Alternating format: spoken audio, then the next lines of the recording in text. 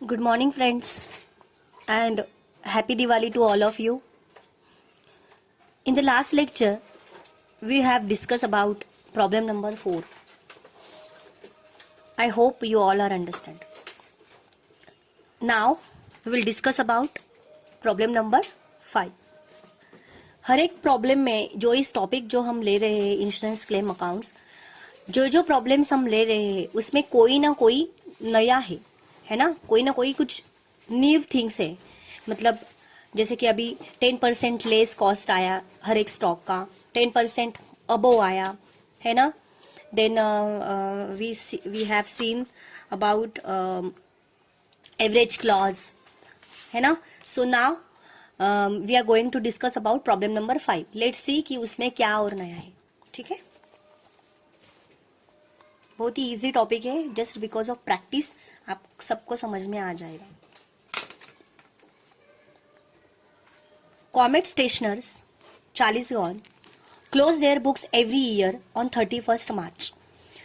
Comet stationers जो है चालीसगांव के, वो 31 मार्च को एवरी ईयर 31 मार्च को उनका बुक्स क्लोज करते हैं. On 30 April 2016 their premises and stocks were destroyed by fire. 30 अप्रैल 2016 को उनके प्रीमाइसेस और कुछ स्टॉक उनके फायर से डिस्ट्रॉयड हो गए. From the books of accounts and other records the following information is obtain. Books के तहत और अदर कुछ रिकॉर्ड्स होंगे, उसके बेस पे उन्होंने नीचे दी गई हुई इंफॉर्मेशन हमें दी है. Every year the stock on hand is valued. Every year हर साल जो स्टॉक जो हाथ में होती है हमारी, वो 10% less than the cost. 10% less than the cost. वो क्या है? 10% लेस है. इट मीन्स कि वो हमारे पास 90% ही है ना. 100% means full amount.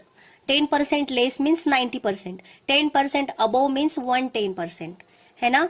So now here we have given 10% less whatever the stock are there in the business. Okay, so 100 minus 10 is equal to 90. so 90 की वैल्यू हमें क्वेश्चन में दी हुई है.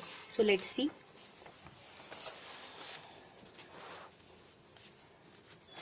यहाँ पे 1 2 3 4 ईयर्स के दिए हुए हैं. Okay, so we will see. Opening stock 13-14 का 2,70,900. इट मीन्स कि ये पूरी 100% अमाउंट नहीं है, ये सिर्फ 90% ही अमाउंट है. 10% लेस दिया उन्होंने. Whatever stock are there are 90% value. Okay, it is 90% value. so opening stock 3,24,000 3,60,000 current year का. देखो 1 अप्रैल 2016 टू माल कब डिस्ट्रॉयड हुआ, आग कब लगी बिजनेस को? 30 अप्रैल 2016 को. तो ये मेमोरेंडम अकाउंट आएगा, राइट. सो ये करंट ईयर का है 3,69,000. सो क्लोजिंग परचेसेस लेस रिटर्न करके दिया हुआ है, वो हमें लेना है पर्टिकुलर ईयर में. सेल्स भी वैसे ही दिया हुआ है, वेजेस भी है. क्लोजिंग स्टॉक, तो हमें स्टॉक जो है उस पे हमें वैल्यूएशन निकालनी है ना. Opening stock and closing stock. Okay, so we will discuss about it now. Here given they have taken fire insurance policy of rupees 3,50,000. Fire insurance policy, how much rupees? 3,50,000. and there is an average clause in the policy. और average clause भी दिया हुआ है policy में, उन्होंने पहले ही बता दिया है. द सेल्वेज गुड्स, माल मतलब गुड्स सेव हुआ, डिस्ट्रॉयड फायर से गुड्स कितना सेव हुआ? 10,000 रुपीज का, मतलब 10,000 रुपए का माल बच गया. तो हमारा डिस्ट्रॉयड कितने का हुआ है और इंश्योरेंस पॉलिसी का क्लेम कितने रुपीज का होगा, वो हमें यहाँ पे निकालना है. Okay, find out the amount of claim to be submitted to the insurance company. है ना, हमें क्या क्लेम की अमाउंट हमें फाइंड आउट करनी है. सबसे पहले हमें क्लेम की अमाउंट फाइंड आउट करने के लिए हमें कितने रुपीस का क्लोजिंग स्टॉक था वो हमें पता होना जरूरी है. लास्ट मतलब जिस दिन फायर हुआ, जिस डेट को आग लगी गोडाउन को, उस दिन कितने रुपीस का माल हमारे गोडाउन में था उस प्लेस में. ओके, सो हम लोग उससे हम लोग कितने रुपीस का लॉस हुआ वो हम लोग आइडेंटिफाई कर सकते हैं, ठीक है। Find out the amount of claim to be submitted to the insurance company. Insurance policy की अमाउंट थी 3,50,000, एवरेज क्लॉज दिया हुआ है, एंड सेल्वेज गुड्स अमाउंटेड ₹10,000, और माल कितने रुपीज का बचा, 10,000 रुपीज का। इंश्योरेंस पॉलिसी 3,50,000 रुपीज की है, तो यहाँ पे उन्होंने बोला है कि एवरेज क्लॉज अप्लाई करना पड़ेगा। इट मीन्स कि हमारी लॉस क्लोजिंग स्टॉक हमारा ज्यादा है 3,50,000 से। ओके, सो लेट्स सी, हम लोग ये देखेंगे, ठीक है। सो नाउ सबसे पहले तो हमें वैल्यूएशन निकालना होगा, है ना। So we will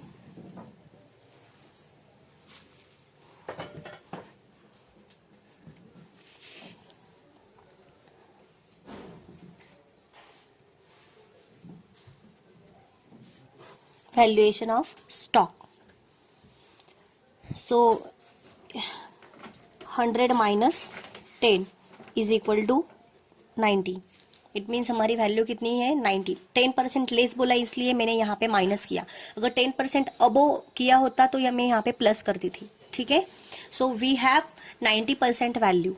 okay, so now first of all opening stock,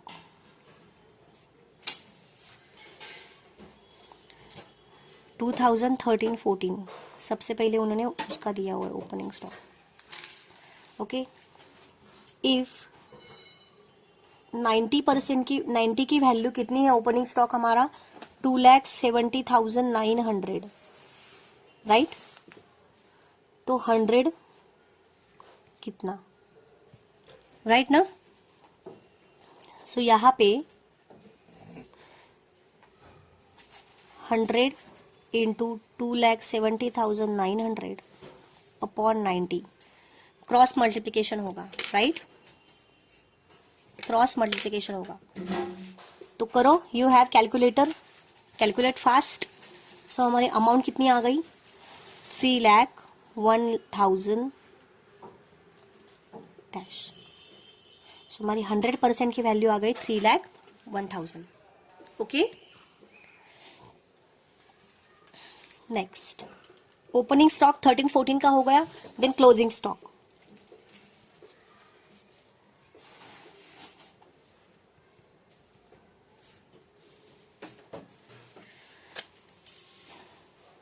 कितना है closing stock, we have 3,24,000। If 90 की वैल्यू 3,24,000, देन 100 की वैल्यू कितनी, again here cross multiplication,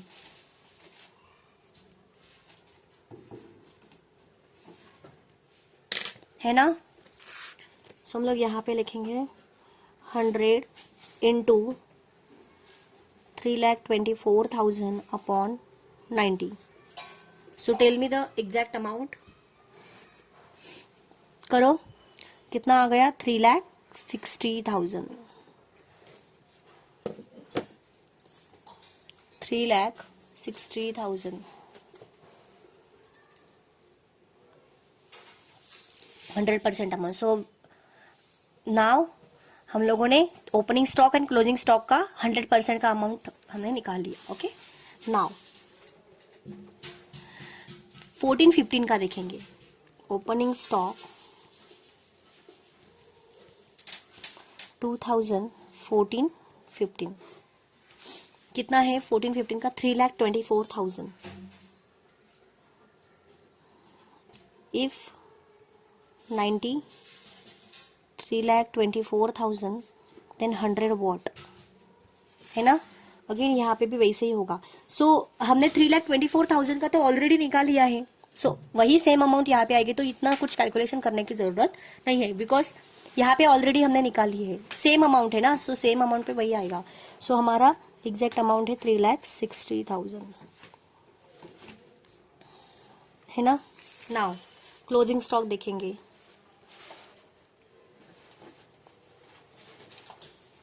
fourteen 15 का क्लोजिंग स्टॉक है 3,60,000। सो नाउ 3,60,000 इफ 90 की वैल्यू 3,60,000 देन 100 की value कितनी, हमने यहाँ पे 3,60,000 का कुछ निकाला है क्या, no, nothing. So now 100 into 3,60,000 upon 90, तो हमें एग्जैक्ट अमाउंट यहाँ पे मिल जाएगा. So tell me the exact amount of this amounts. How much? 4 lakh.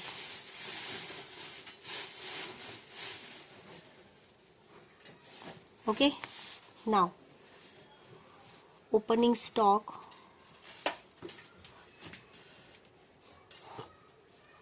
15-16. कितना है 15-16 का ओपनिंग स्टॉक? 3,60,000. इफ 90 का 3,60,000 देन 100 का हाउ मच?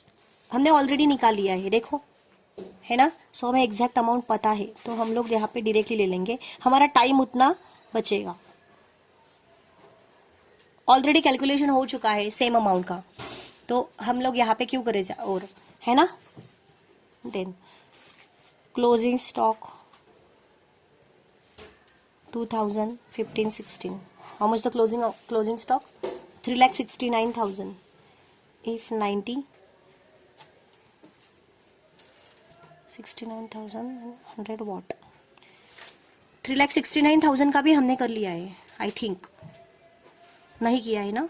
ओके, ठीक है. क्रॉस मल्टीप्लिकेशन होगा यहाँ पे भी. 190 करो फिर आप. 100 into 3,69,000 upon 90. How much the amount are there? 4,10,000. Okay, तो हमें एग्जैक्ट 100% वैल्यू स्टॉक की हमें पता चल गई.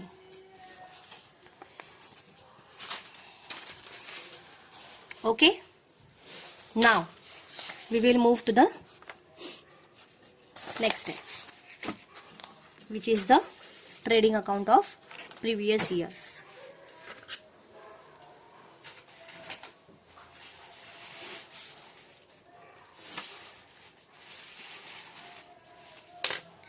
थोड़ा सा नाउ यहाँ पे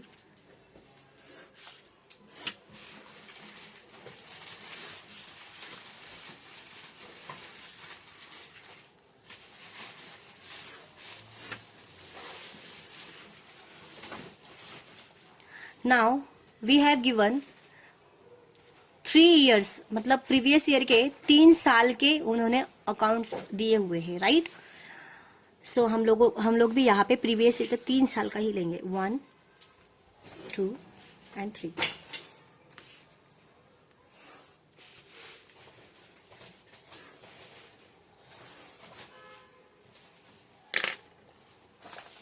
ज़्यादा हो गया, एक minute.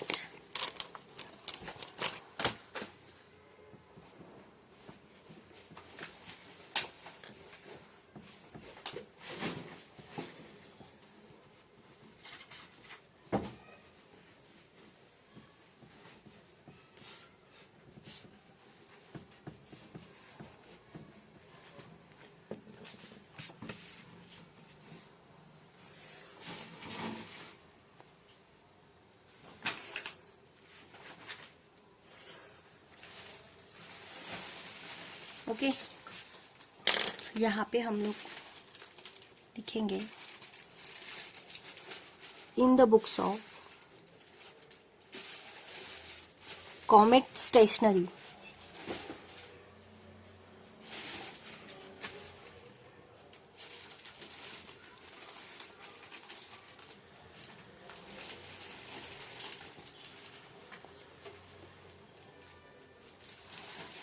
₹40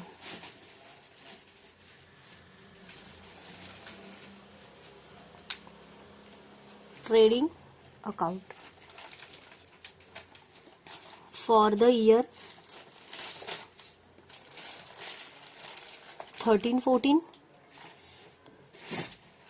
14-15, right, and 15-16. Okay,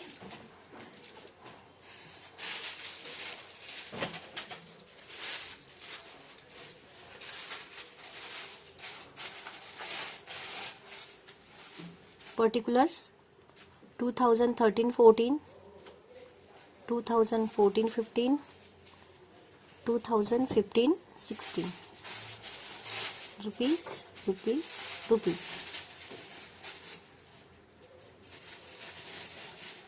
Particulars 13-14, 14-15, 15-16, rupees, rupees, rupees. Credit, debit. Okay. Here 2 opening stock. So let's start. सबसे पहले क्या दिया हुआ है उन्होंने? Opening stock. सो यहाँ पे जो क्वेश्चन में जो अमाउंट है वो 90% की वैल्यू है, हमें 100% की चाहिए, जो कि हमने यहाँ पे निकाली है already. Okay, so we will take that amount. So opening stock 13-14 का 2,70,900 हमने निकाल लिया है. 2,70,900, उसका 100% वैल्यू है 3,01,000. सो हम लोग यहाँ पे 3,01,000 ही लेंगे. ओके, नेक्स्ट 14-15 का कितना है? 3,24,000. 3,20,000 यहाँ पे 3,24,000, 3,60,000 है ना. 15-16 का कितना है? 3,60,000. 3,60,000 15-16 4 लाख है ना. Okay, now next 2 purchases less return, ऐसे लिखते हैं हम लोग, है ना. तो ये अमाउंट एज इट इज आएगा. 7,49,000, 8,00,000, 8,10,000. ओके, नेक्स्ट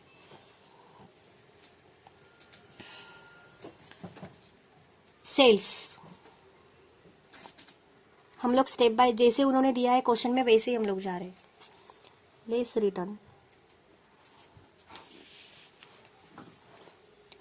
सो सेल्स कितना है? 12 lakh.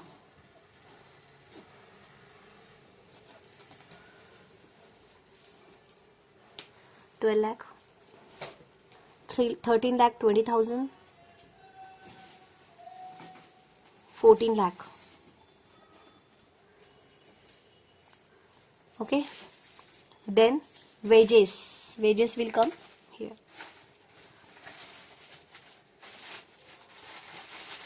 2,10,000, 2,30,000 and 2,50,000.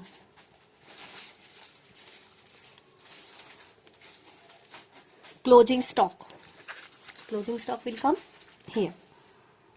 Buy closing stock. So closing stock भी कितना है? 90% दिया है क्वेश्चन में. We want 100%. So we have already declared 100% value, है ना. तो क्लोजिंग स्टॉक कितना दिया है उन्होंने? 13-14 का 3,24,000. सो 3,24,000 की वैल्यू कितनी आ गई? 3,60,000. So we will write it here. Then 14-15 3,60,000. 3,60,000 की वैल्यू कितनी है? 4 लाख.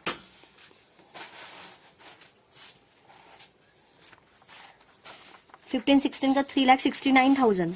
सो 3,69,000 की वैल्यू कितनी है? 4,10,000. ओके, खत्म हो गया. Now nothing has given there, so we will calculate the amount. So calculate करो इनके amounts. 14 + 4 18,10,000.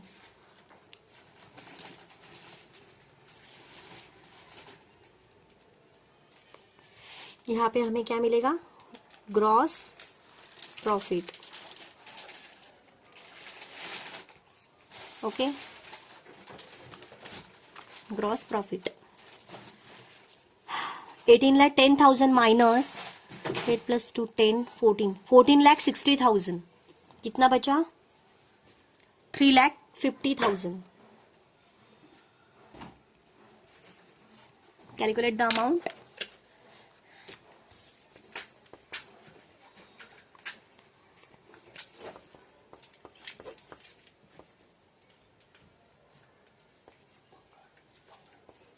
$3,50,000. Okay. Next, 13 + 4 70 lakh. 17,20,000. 17,20,000 minus this 8 + 2 10 13 13,90,000. So minus the amount.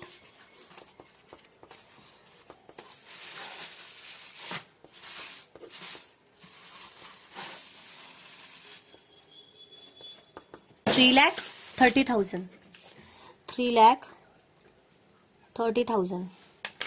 Again here 12 + 3 15 lakh 60,000. 15 lakh 60,000 minus 7 + 3 10 12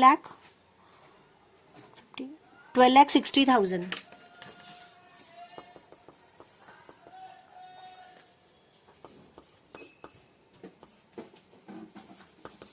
33 lakh, right?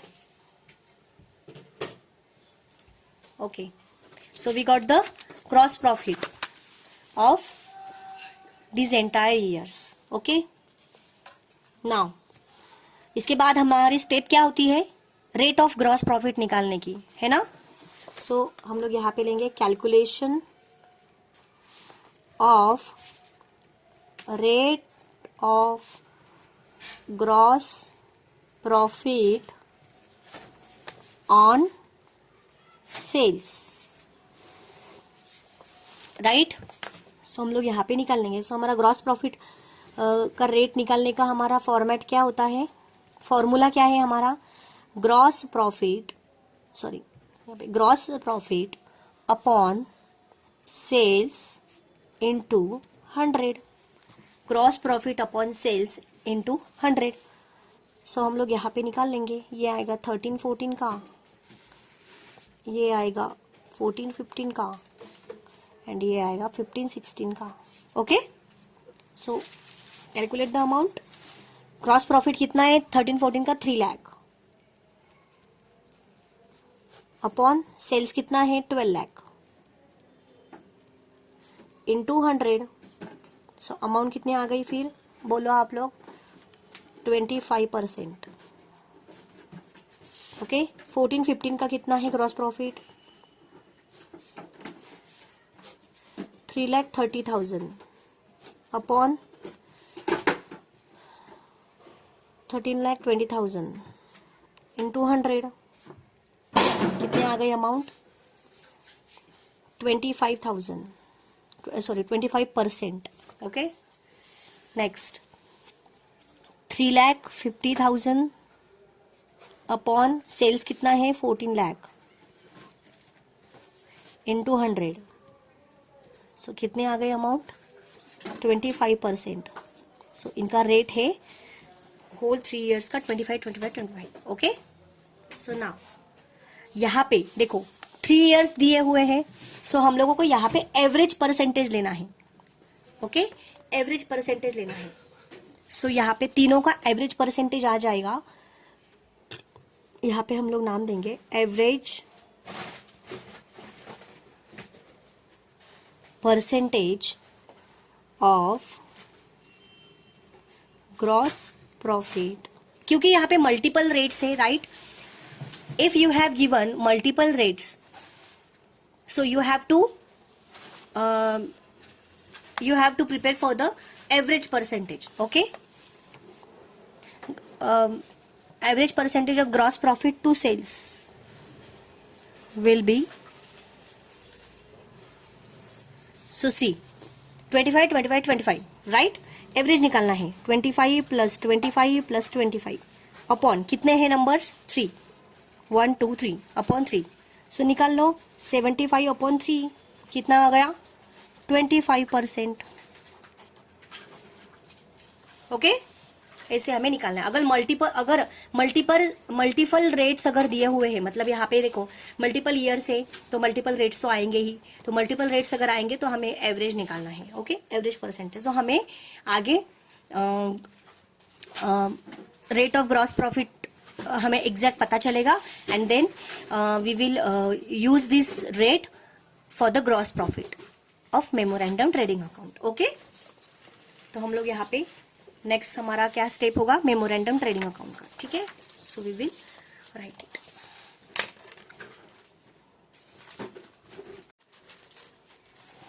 So now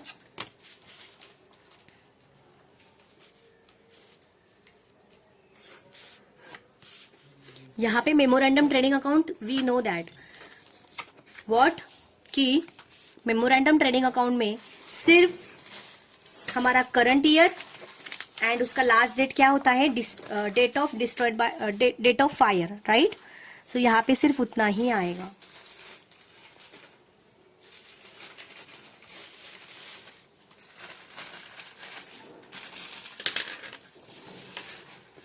so मैं यहाँ पे नाम दूंगी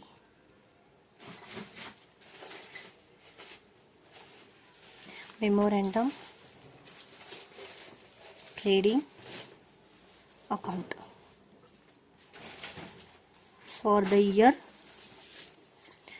2000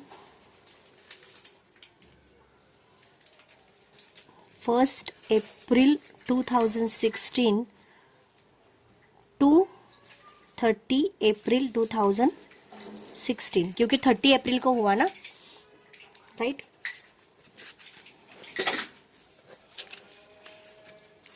particulars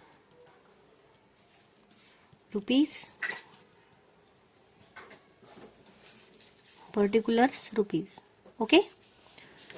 सी, तो memorandum trading अकाउंट में क्या आता है, वही जो ट्रेडिंग अकाउंट में सबसे पहले हम लोग लेते हैं ओपनिंग स्टॉक, देन आएगा परचेसेस, हाँ yes,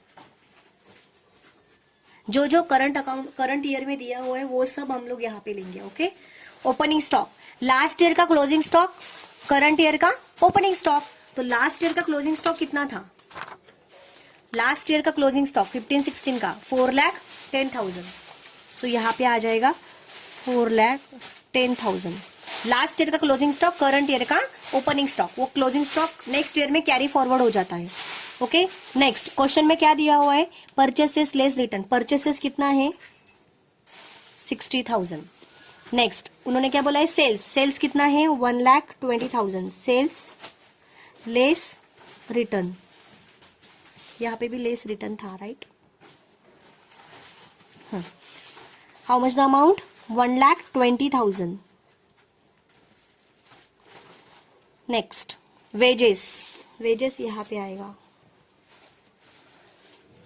how much the amount 20,000, right. And closing stock last year का तो नहीं, ये करंट ईयर का तो नहीं दिया हुआ है। सो मेमोरेंडम निकालते हैं हम लोग, तो उस टाइम पे क्योंकि क्लोजिंग डेट तो नहीं आई है ना, क्लोजिंग डेट आने से पहले ही आग लग गई गोडाउन को, राइट। सो हमारा जो जिस दिन फायर हुआ, जिस डेट को फायर हुआ, उस डेट का हम लोग स्टॉक यहाँ पे लेते हैं, stock on the date of fire, right. तो हम लोगों को ये निकालना है। तो यहाँ पे हम लोग क्या लेते हैं, मेमोरेंडम में ग्रॉस प्रॉफिट ले लेते हैं। तो ग्रॉस प्रॉफिट हम लोग कैसे लेते हैं, जो भी रेट दिया हुआ है वो रेट को वो सेल्स से उस रेट को मल्टीपल कर लेते हैं। रेट कितना है 25% ऑन 1,20,000, सेल्स कितना है 1,20,000। सो 1,20,000 का 25% कितना हो गया 30,000, राइट। कितना हो गया 30,000। सो हमारा ग्रॉस प्रॉफिट हमें यहाँ पे मिल रहा है। सो calculate the amount. Gross profit हम लोग यहाँ पे रेट के हिसाब से हम लोग निकालते हैं, क्योंकि हमें यहाँ पे क्लोजिंग स्टॉक के रेट हमें निकालना होता है, right. So calculate the amount 475, 5,20,000, ये अमाउंट हमेशा बड़ी आती है, 5,20,000. ओके, सो 5,20,000 माइनस 1,20,000, कितना बचा? 4 लाख. इट मीन्स कि हमारा गोडाउन में स्टॉक था, जिस दिन फायर हुआ उस दिन हमारे गोडाउन में स्टॉक था 4 लाख रुपीज का. So we know the stock on the date of fire. Okay, so ये हो गया हमारा memorandum trading account. So now इसके बाद हम लोगों की स्टेप क्या होती है? लॉस ऑफ स्टॉक निकालने की. तो यहां पे हम लोग लेंगे ascertainment of value of stock on the date of fire. Okay, so इसका फॉर्मूला क्या होता है? Value of stock on the date of ascertainment of value of stock destroyed by fire आएगा यहाँ पे. Destroyed by fire.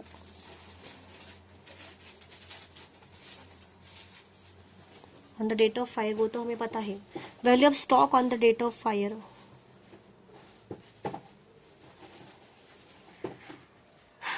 Value of stock on the date of fire कितना है? On the date of fire 4 lakh.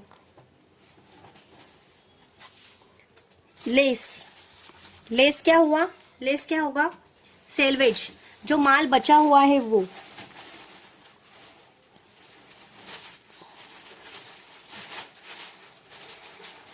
Salvage stock मतलब save किया हुआ stock. Question में दिया हुआ है सेव किया हुआ स्टॉक कितना है? 10,000. सो बचा कितना? 3,90,000. इट मीन्स ये क्या आ गया हमारा? Stock destroyed by fire.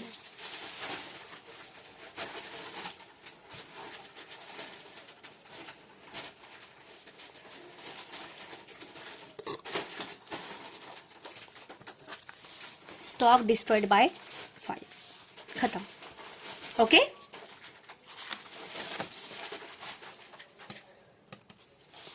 ठीक है. सो नाउ हमें पता चल गया stock destroyed by fire. So यहाँ पे एवरेज क्लॉज लगेगा, right? Because insurance policy how much rupees we have? 3,50,000 and value of stock on the date of fire how much? 4 lakh. So it means कि insurance policy कम है और stock ज्यादा है, तो उसके प्रोपोर्शन में हमें इंश्योरेंस क्लेम हमें करना पड़ेगा. सो हमें average clause we have to applied here. So application of average stock. ठीक है, application of the average clause. Okay, average clause we have to prepare. इसका फॉर्मूला क्या है? Claim is equal to insurance, value of insurance policy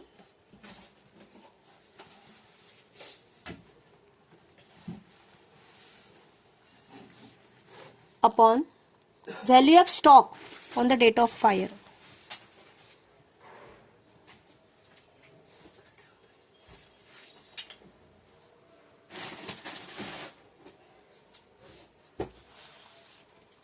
into loss of stock. ये इसका formula है. Insurance policy के amount, stock on the date of fire की amount into loss of stock,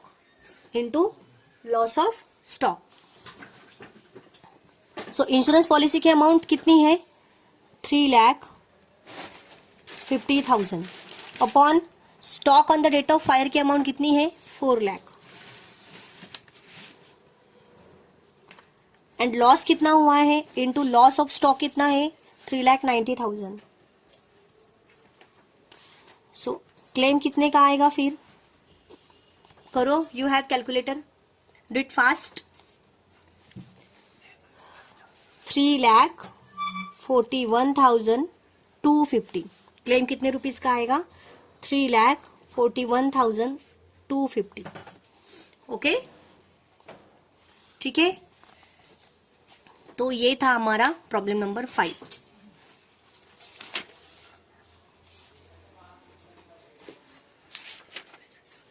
ठीक है. हाँ, 3,41,250. तो इसका ये अमाउंट आ गया. Okay, so we know that कि हम लोग एक नोट भी लिखते हैं, राइट, कि insurance cover required should be equal insurance value या फिर insurance cover required should be equal to the value of stock on the date of fire. कि value of stock on the date of fire and insurance policy की amount ये क्या होनी चाहिए, same होनी चाहिए. तभी हम जितना लॉस हुआ है उतना पूरा का पूरा इंश्योरेंस कवर कर सकते हैं, right. So but in the other case में क्या हो जाता है, वैल्यू ऑफ स्टॉक ज्यादा हो जाती है एंड इंश्योरेंस पॉलिसी कम होती है. तो इसके लिए वो पूरा का पूरा स्टॉक हमें जो भी लॉस हुआ है हमारा वो पूरा का पूरा इंश्योरेंस कंपनी कवर नहीं करती है, क्योंकि हमारी इंश्योरेंस पॉलिसी की अमाउंट कम होती है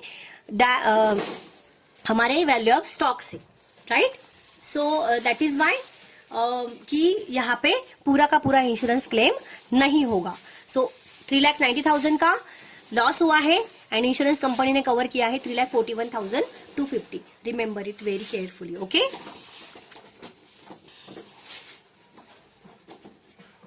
ठीक है. चलो, सो एक बार फिर से समझा देती हूं.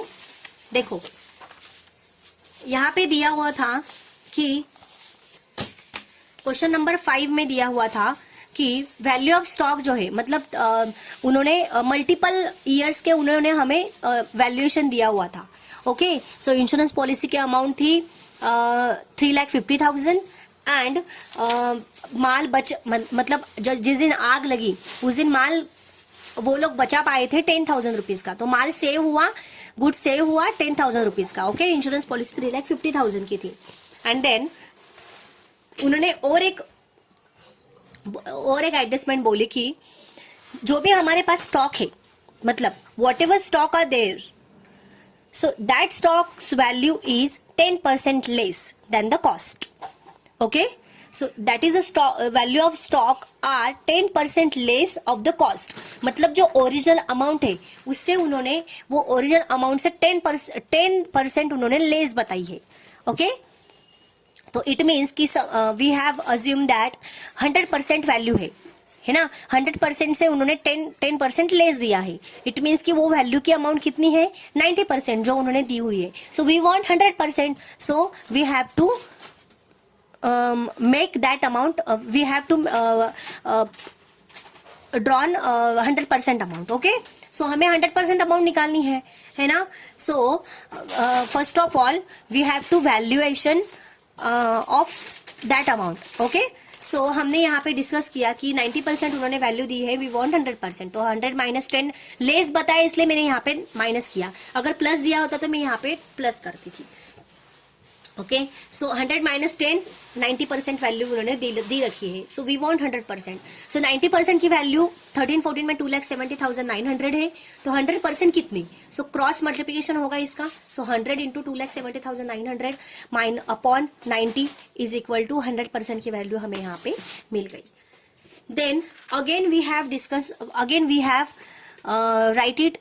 क्लोजिंग स्टॉक ऑफ 13-14 90% है.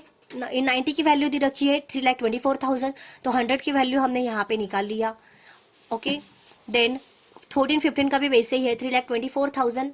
90% की वैल्यू है तो 100% का 3,00,000, मतलब ये सेम अमाउंट है ना, सेम है तो सेम कैलकुलेशन होगा. इसलिए मैंने टाइम कंज्यूम करने के लिए मैंने यहाँ पे डायरेक्टली लिख दिया. अगेन 3,60,000 है क्लोजिंग स्टॉक 14-15 का. 90% वैल्यू है, we want 100%. So again cross multiplication, amount आ गई 4 लाख. 15-16 का अमाउंट है 3,60,000. 90% वी वांट 100%, 4 लाख. 15-16 का क्लोजिंग स्टॉक है 3,69,000. 100% नहीं पता है. So again cross multiplication, 100% 100 into 3,69,000 upon 90. So हमें अमाउंट मिल गई 4,10,000. Then we did trading account. We made credit trading account of the previous year 13 14 14 15 15 16 right. Then opening stock जो भी हमने 100% वैल्यू निकाली उनकी वैल्यू हमने यहाँ पे ले लिया. परचेसेस लेस रिटर्न दिया हुआ था क्वेश्चन में, वो एज इट इज हमने यहाँ पे ले लिया. वेजेस दिया हुआ था, वो वेजेस ले लिया. सेल्स दिया हुआ था, हमने सेल्स ले लिया. क्लोजिंग स्टॉक उसका भी उन्होंने क्वेश्चन में 90% वैल्यू दिया था, हमने 100% निकाल लिया था, सो हमने 100% का वैल्यू ले लिया, कैलकुलेशन कर लिया. आई न्यू इट दैट कि यही अमाउंट बिग आएगी, that is why I wrote it in both side. Okay. And this amount, ये अमाउंट में से ये डेबिट की अमाउंट हमने माइनस कर ली, तो हमें ग्रॉस प्रॉफिट मिल गया तीनों साल का, है ना. देन इसके बाद हम लोग रेट ऑफ ग्रॉस प्रॉफिट निकालते हैं सेल्स पे. तो रेट ऑफ ग्रॉस प्रॉफिट का फॉर्मूला होता है gross profit upon sales into 100. तो हमने तीनों साल का निकाल लिया, ग्रॉस प्रॉफिट का रेट ले लिया, सेल्स का रेट लिया, इंटू 100 कर दिया, तो 25% ले लिया.